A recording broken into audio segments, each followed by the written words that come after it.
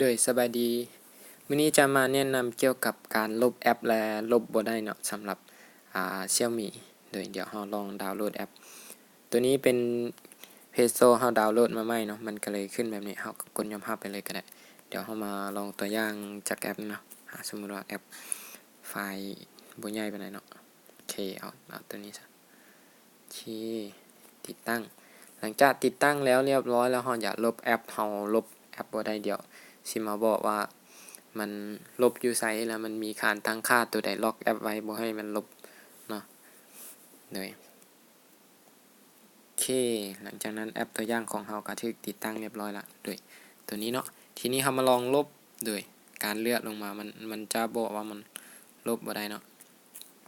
ด้วยลบก็ลบบ่ได้ทีนี้เราอยากลบเฮ็ดจังได๋ก็คือตัวนี้มันล็อ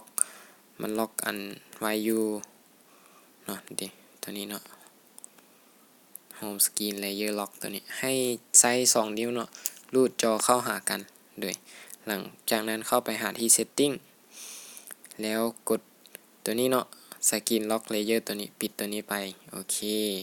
หลังจากปิดแล้วล่ะเรามาลองลบมันโดยติ๊กเอาก็ได้โดย Uninstall อยู่เทิงนี้เลยโอเคดูทีนี้เราก็ลบได้แล้วเนาะเดี๋ยวมันหน้าได้เข้ามาแล้วเนาะเรามาเบิ่งการตั้งค่าของแอปอยู่ในนี่เลยอันนี้จะมี 4x5 กับ 5x5 ก็คือเรากดเปลี่ยนแล้วมันจะเป็นไอคอนน้อยลงเนาะแต่ว่าตัวนี้เราซื้อให้แม่ตัวนี้เราเน้นตัวใหญ่ไว้ก่อนโอเคใส่เป็น 4x5 เลยกดกลับคืนไปและทีนี้มันจะมีก็คือเพิ่นอ่านตัวหนังสือตัวนี้มันเป็นตัวน้อยเนาะเราอยากให้มันเป็นตัวใหญ่เราก็มีแต่เข้ามาหาตัวนี้ display ตัวนี้เนาะนี่โอเคแล้วก็มาหา font size ตัวนี้น้อยลง ตัวเปลี่ยนตัวนี้ font size ว่าซั่นอ่านผิด โอเคตัวนี้เป็นไซส์ของตัวเครื่องเนาะ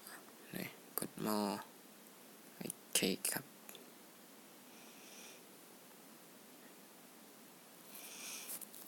ก่อนโดยเอามาเปลี่ยนตัวนี้เนาะคืออยากให้มันเป็นตัวใหญ่ครับต้องเข้าตัวนี้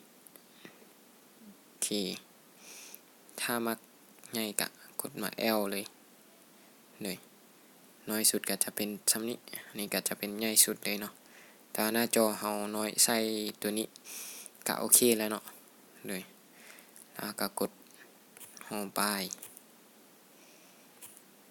โอเคมาสังเกตตัวนี้เนาะสำหรับ AI ตัวนี้ถ้าไผบ่ได้ปิดออกมันจะขึ้นเชิดตัวนี้ตลอดกับเวลาเฮาสไลด์หน้าจออยู่กลางขึ้นมาปั๊บมันจะขึ้นมาหน้านี้ถ้าไผกดสตาร์ทไปก็จะขึ้นข่าวสารโจจีนพวกนี้แหละมาเลยถ้าหน้าเฮาก็กดมามันก็เป็นแบบนี้เวลาเฮาลงกดจอถ้าไผรำคาญตัวนี้ก็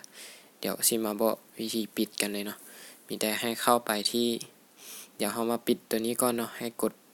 ถ้าเบิ่งวิดีโอสุดก่อนเฮาได้แนะนำการปิดแล้วเนาะตัวนี้ด้วยกดตัวนี้กดเข้าไปปึ๊บปิดเลยทีนี้กดโฮมมามันก็จะหายไปแล้วเนาะด้วยถ้าสไลด์มาแล้วมันมีตัวนี้อยู่บ่อยากให้เห็นเฮาก็ปิดออกได้เนาะตัวนี้ตัวนี้ฮะเข้าบอลเก่าเมื่อกี้นี้ตับตัวนี้โอเคแล้วก็มาโมปิดตัวนี้ไปเลยปิดตัวนี้ออฟปึ๊บกดโฮมโอเคปัดมามันก็จะบ่มีตัวเมื่อกี้แล้วเนาะทีนี้เฮามาปิดตัวปุ่ม Search Engine หรือว่าเบราว์เซอร์จีนของนี้นี่นี่แมวพรหักกันบ่นี่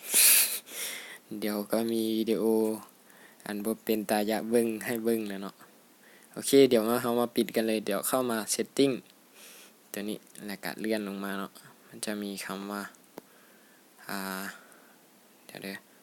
Home Screen ตัวนี้กดเข้าไปปึ๊บสำหรับตัวนี้สังเกตเบิ่งตัวนี้เนาะเฮากดเข้าไปปึ๊บเฮามาใส่นอนเลยมันก็จะบ่เห็นละโอเคทีนี้มันก็บ่มารบกวนเฮาละบัดนี้โอเค หน้าต่างของเฮาก็ใช้งานง่ายขึ้นแล้วก็งามขึ้นโดยสำหรับวิดีโอนี้ก็จบเพียงเท่านี้เนาะโดยขอบใจหลายๆสำหรับการติดตามรับชม